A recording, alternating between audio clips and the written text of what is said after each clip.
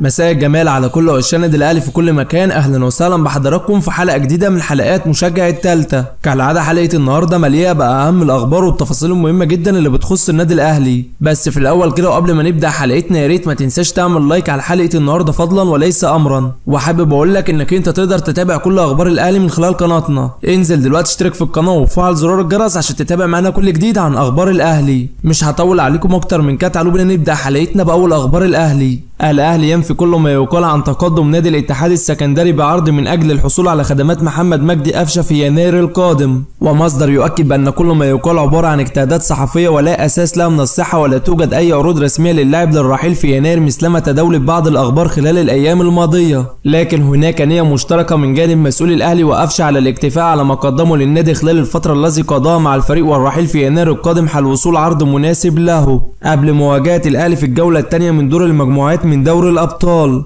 الجيش الملكي المغربي يخسر بهدف نظيف امام يانج افريكانز التنزاني في مباراه تعرض فيها الفريق المغربي لظلم تحكيم واضح بالغاء الحكم هدف صحيح له بداعي التسلل. محكمة جنايات الجيزة قررت تأجيل النظر في قضية اتهام رمضان صبحي وثلاثة آخرين بتهمة التزوير في محررات رسمية بأحد معاهد السياحة والفنادق بالجيزة والتحفظ على اللاعب وحبسه لحين صدور الحكم النهائي يوم الثلاثاء القادم، ولذلك لحين القبض على المتهم الرابع وعرض رفقة المتهمين المحبوسين في تلك القضية وحضور الدفاع الأصلي لرمضان صبحي في جلسة الثلاثاء القادم. محاولات قوية من جانب بيراميدز من أجل إنهاء كل المفاوضات مع نادي الوكر القطري للحصول على خدمات حمدي فتحي خلال انتقالات يناير القادمة. ومصدر يؤكد بأن مسؤولي بيراميدز قطعوا شوط كبير في المفاوضات مع حمدي فتحي، وتم الاتفاق على كافة التفاصيل المالية والتعاقدية الخاصة براتبه داخل النادي. لكن يتبقى فقط مرحلة المفاوضات النهائية مع نادي الوكر القطري، خاصة وأن اللاعب مرتبط بعقد مع النادي القطري ممتد حتى صيف 2027، وهو ما يجعل موافقة نادي الوكر القطري هي الخطوة الحاسمة لإتمام الصفقة. وهناك تأمل كبير من جانب إدارة بيراميدز في إنهاء كل الاتفاقيات مع نادي الوكر القطري قريب لإتمام الصفقة وضم اللاعب إلى صفوف الفريق في يناير القادم بعدما أبدى موافقته على اللاعب والانضمام لبيراميدز خلال الفترة القادمة.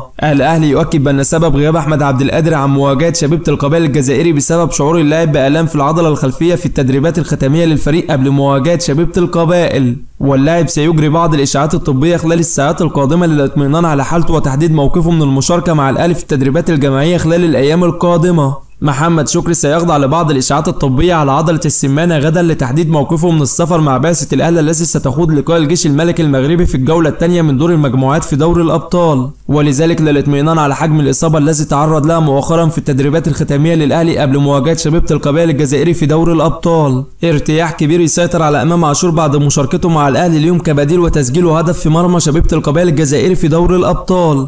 وينتظر وعود الجهاز الفني لمنتخبنا الوطني بقيادة حسام حسن بضمه في قائمة المنتخب للمشاركة في بطولة كأس الأمم الأفريقية بعد تلقي عدة وعود من جانب حسام حسن مدرب منتخبنا بالانضمام إلى قائمة المنتخب في كأس الأمم الأفريقية حال مشاركته مع الأهلي في أي من لقاءين شبيبة القبائل الجزائري والجيش الملكي المغربي في دوري الأبطال. بعض الأصوات في الأهلي تطالب الأهلي بالتراجع عن التفاوض مع زين الدين بالعيد مدافع فريق شبيبة القبائل الجزائري بعدما ظهر بشكل متواضع مع شبيبة القبائل الجزائري في لقائه أمام الأهلي اليوم في دوري الأبطال، خاصة وأن اللاعب لم يؤدي الأدوار الدفاعية المطلوبة منه أمام الأهلي اليوم، وهو ما تسبب في تباين قدراته بشكل لا يليق بمدافع الأهلي في المواجهات الصعبة. والبعض يطالب بضرورة التعاقد مع مدافع أجنبي آخر والابتعاد عن مدافع الدوري الجزائري الذي يكون أقل فنيا من مدافع الدوري المصري. الأهلي يحقق فوز كبير على شبيبة القبائل الجزائري ب4 أهداف في ليلة عودة إمام عاشور، ويتصدر مجموعته في الجولة الأولى بنفس عدد نقاط يانج أفريكانز التنزاني الذي تفوق هو الآخر على الجيش الملكي المغربي. وإشادات قوية من جانب المحللين بالمستوى الذي ظهر به لاعبي الأهلي طوال لقاء شبيبة القبائل وتحقيق فوز كبير رغم بأنهم أضاعوا العديد من الفرص السهلة والذي لولا سوء التوفيق لكانت النتيجة ستكون تاريخية. وسام أبو علي يحتفل بعودة إمام عاشور للملاعب ويرفع بوست برفقته عبر حسابه الشخصي على الانستجرام. تصريحات أحمد السيد زيزو لاعب الأهلي بعد الفوز على شبيبة القبائل الجزائري في دوري الأبطال. زيزو قال الحمد لله على الفوز وتحقيق أول 3 نقاط في دور المجموعات، حققنا نتيجة جيدة وفوز مهم على شبيبة القبائل في بداية مشوارنا في دور المجموعات من دوري الأبطال. الفريق بدأ يتأقلم مع شغل المدير الفني يسترب وكل اللاعبين بدأوا يدخلوا في الفورمة،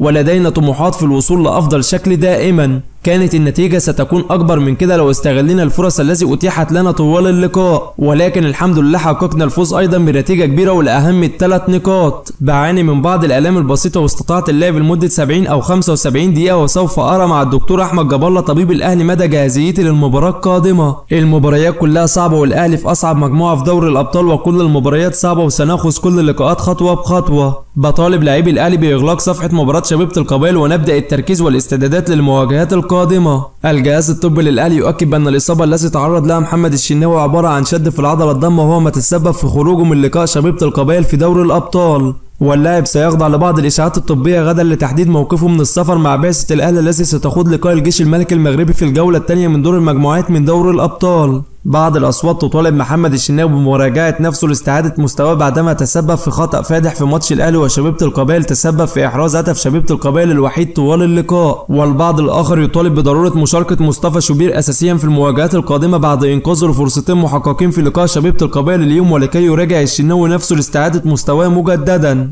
تصريحات محمد شريف مهاجم الأهلي بعد الفوز على شبيبة القبائل الجزائري في دوري الأبطال. محمد شريف قال: الحمد لله على الفوز وعلى أداء اللاعبين طوال اللقاء، كان مهم أن نفوز على شبيبة القبائل الجزائري في ملعبنا، خصوصا في بداية انطلاق الدوري الأبطال. فريق شبيبة القبائل فريق كبير ووارد في الكرة تستقبل هدف وانت مسيطر، لكن استطعنا العودة وسجلنا هدفين آخرين. مباراتنا أمام الجيش الملكي ستكون صعبة للغاية، فالفريق المغربي نادي كبير وتاريخي في المغرب. عندنا بكرة راحة وبعد بكرة نبدأ الاستعدادات للمباريات القادمة.